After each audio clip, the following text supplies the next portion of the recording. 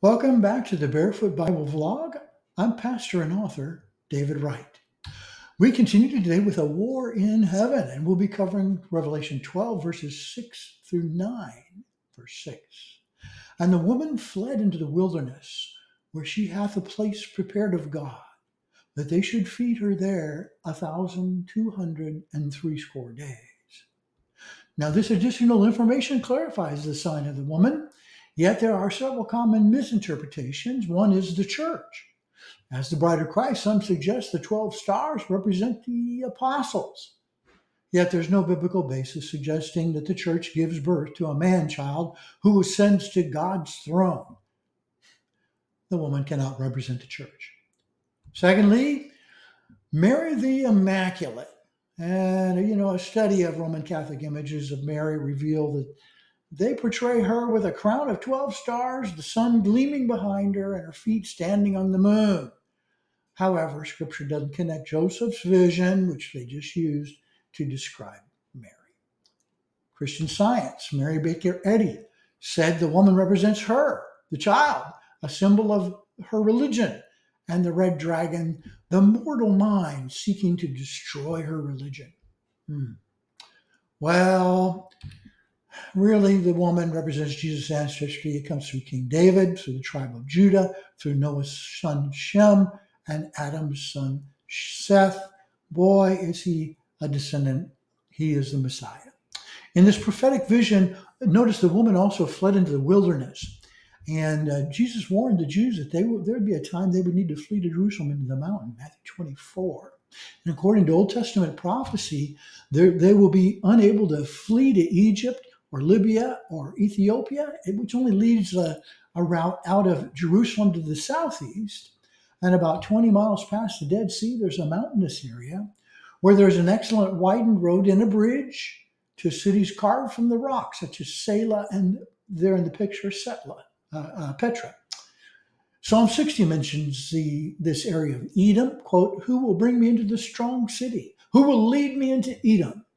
They carved beautiful temples in the mountainsides, and Petra's ancient city called Selah, some suggest could hold up to 5 million people if they needed to shelter. Notice they will feed her there for 1,260 days, or half of the period of the tribulation. They'll be waiting there until the Messiah comes to deliver them. So what happens during the last half of the tribulation? Well, verse 7, and there was a war in heaven. Michael and his angels fought against the dragon.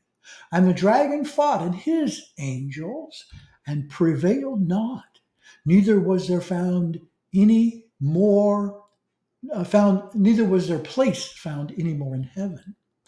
Well, the question comes up, when will this heavenly war occur then?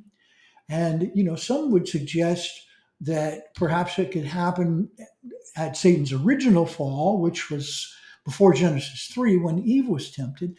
However, verse 12 indicates the devil will know he hath but a short time, and Satan has not been prohibited from accusing believers as of yet, according to verse 10. So I would suggest that this war in heaven will occur just after the midpoint of the 7-year tribulation. And verse 9 continues, the great dragon was cast out, that old serpent called the devil and Satan, which deceiveth the whole world. He was cast out into the earth, and his angels were cast out with him.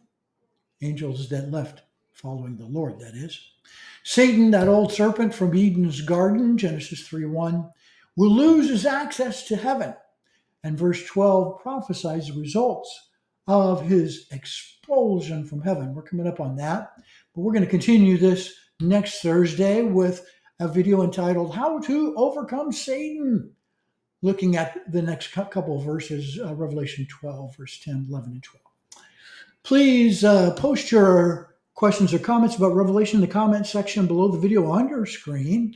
And the links also below the video will take you to Amazon if you want to order Revelation. Daniel, if you're interested in the Old Testament sister book that goes with the Revelation of Jesus. Or there's a link there for my Facebook page as well. If you're interested and want to join, send me a messenger text and let me know you're a viewer. Barefoot Bible, thanks to those who've already subscribed. If you have not, invite you to like, subscribe, and share a copy of this video with your friends today. And may God continue to bless your study of His Word.